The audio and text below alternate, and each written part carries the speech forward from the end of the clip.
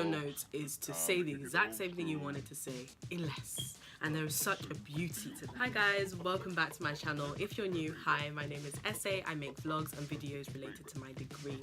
So I've just finished my first year studying psychology and cognitive neuroscience at the University of Nottingham. And if you haven't watched my previous video, watch it right now, because it ties into this video, which is about the things I felt helped me achieve the grades that I achieved in first year. So if you don't want to watch the video and you can't be asked, basically the video I was referring to was just me reacting to my results. I got a first in my modules, and I just want to share the tips that I think really helped. So let's get straight into the video. Number 1. Buy a diary to schedule in when you will be working and when you will be playing. So this is my weekly planner that I've used for first year, and I literally got the same one as my roommate because I saw it and I liked it, and even our other friend did the same thing. Shout out to you too, y'all know who you are. This is a really good weekly planner because, as you can see, you can write down many different things you're going to do each day. So if you know you want to go to Naomi's accommodation because they're having a flat party, but you also want to revise 3 topics beforehand, it gives you enough room to give all the explanation to yourself that you need for each day. And of course, you can make it more complex than that. So it got to a time where I started color coding. So green meant I had finished it, I had done it, I completed it. Then I found it nasty and I didn't want to do it anymore, and I just started ticking things off. Oh, this must have been a bad week. So only one thing is ticked the whole entire week. You know, you gotta just say it as it is. There were some weeks that looked like this. One thing that's been ticked off. But so pink meant an event. Well, folks, yeah. Time to kick it old school. Oh, I think I just couldn't be bothered to tick it off because that was literally my first semester exam week. Obviously, I had to do work then. But you get the gist. Pink meant something, green meant something, yellow meant something. Color coding will help you to really organize your day as the weeks go by. And I feel like with organizing when you're going to do what, it will always make you more productive. You will be surprised how much you can get through in a day, giving you more time to have fun or relax or watch this Netflix show or catch up on Love Island, whatever it is that you like to do in your free time. Second point is to be realistic about your schedule. So even though I'm trying to say schedules can make you more productive, do not think now that you need to squeeze in 10 topics in one day. It's not going to work for you. Maybe if you want to test what is realistic for you, because I know sometimes it's like, well, I don't really know how much I can do in a day. Maybe set a day aside, don't put any pressure on yourself, and revise 3 topics and look at how long it took to, or revise a topic and look at how long it took you, and then use that to gauge how many topics per day roughly you'll be doing. And if you're struggling to be realistic about how much you can do in comparison to when your exam is, so it's exam period now, I've got an exam in 2 weeks, but I need to do this, this amount of topics, 60 topics, let's say. The best way to tackle that problem, and it might hurt a little bit, all right, are you listening, Susan? It might hurt you a little bit, is to not leave revision to last minute. That's the only way you can beat that, honestly. That's the only way you can beat that problem. But other than that, assuming you have started revision early, just be realistic about your schedule. You don't want to overwhelm yourself, especially over first year. It's not worth your mental health.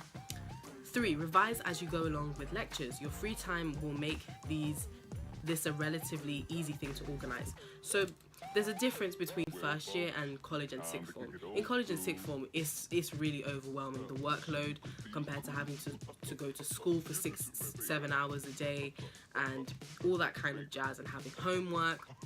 Now you don't have homework. Now you actually do not spend 7 hours every single day of the week. It's school, 5 days of the week at school. Some days you might not have any lectures or anything. For me, Wednesdays, nobody had uni. You can do so much on that day. That's an entire free day. And then you still got your Friday, you still got your Saturday, you still got your Sunday to also fit in whatever extra revision you want to catch up on. It is a lot more doable than you think. Number 4, ensure you have up-to-date notes and there are no gaps in your notes during revision. Otherwise, you will get stuck.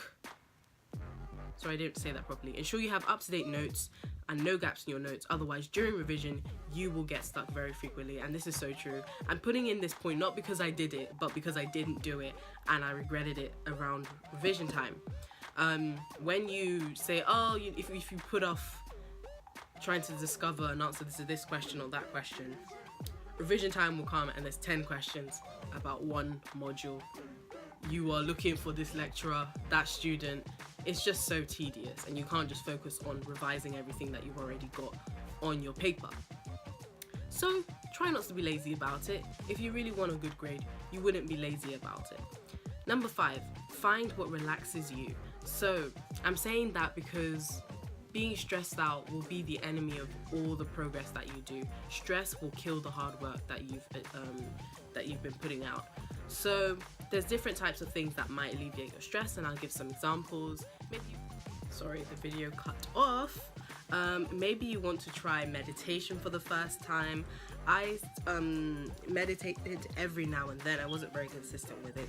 Something that I have yet to achieve, but I meditated. I used the guided meditation videos on YouTube, and I found that was actually very helpful for me if I was stressed out or if I wanted to focus my thoughts more. And to be honest, things like meditation, it's gonna work for you based on, first of all, what you believe it is capable of doing for you. A lot of these things are based off of belief. So if you do not believe that meditation will work for you, then it won't. That's how it works. And if you believe that it really will, then you're offering that opportunity for it to happen. Walking is also another very helpful thing, I feel. For me, it helps me collect my thoughts. You can use walking as an opportunity to just get in the fresh air, connect with nature. I found it was also very good for me because Nottingham is a very beautiful campus, so there's beautiful trees and stuff. Maybe if your uni's in London, it might not be so much of a pleasant experience. But if you've got like a campus or something like that, that has a lot of greenery, walking might be very helpful. Also going to a yoga society, that's an option. I didn't do it, but I can imagine it might be very helpful for some people.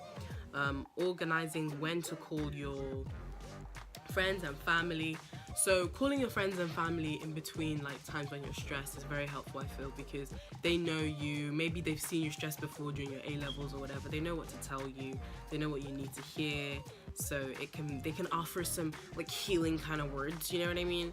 So yeah, I really recommend you try and intentionally call family when you know that you might need them, you know, and friends when you know when you might need to speak with them. So 6th point, remember that it doesn't count. So none of this counts. And for some people, that might be the exact reason that they're not going to try that hard. That's your own problem. But for those of you that want to set a good foundation for 2nd year and 3rd year, remembering that it doesn't count is also useful to you because it's essentially going to relax you so you don't put pressure on yourself as you enter the exam. So I tend to remind myself, it doesn't count, I only need to get 40%. 5 minutes before going into the exam when I had just high amounts of state anxiety. So number 7, condense those notes. So what happened was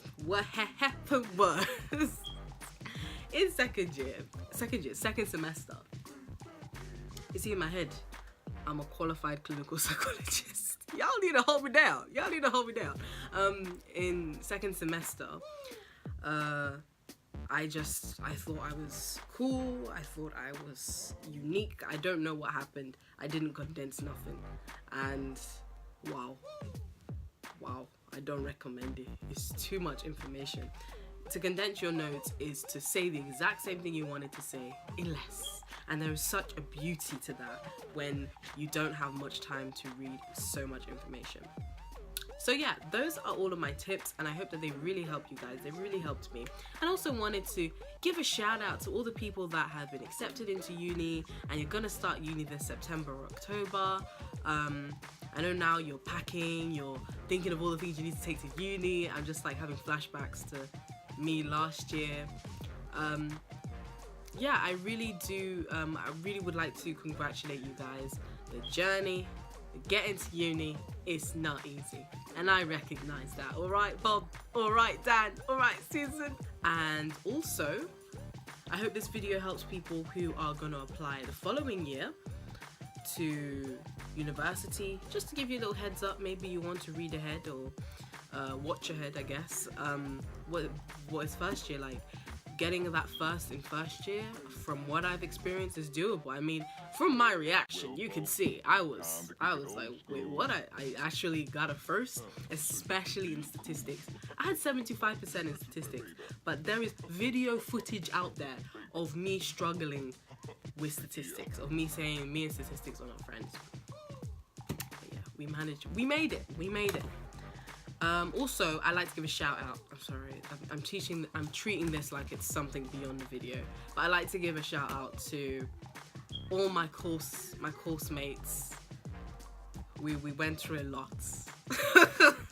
Looking back at it, it's quite funny because we stressed out so much, like some more than others, but overall we all stressed out a lot. And I'm low-key a bit worried because in second year it's all gonna matter, so what's gonna happen then? But anyway, see, if you're new as well, you liked my video, my content, please give it a like and subscribe, and I'll see you in the next video. Bye.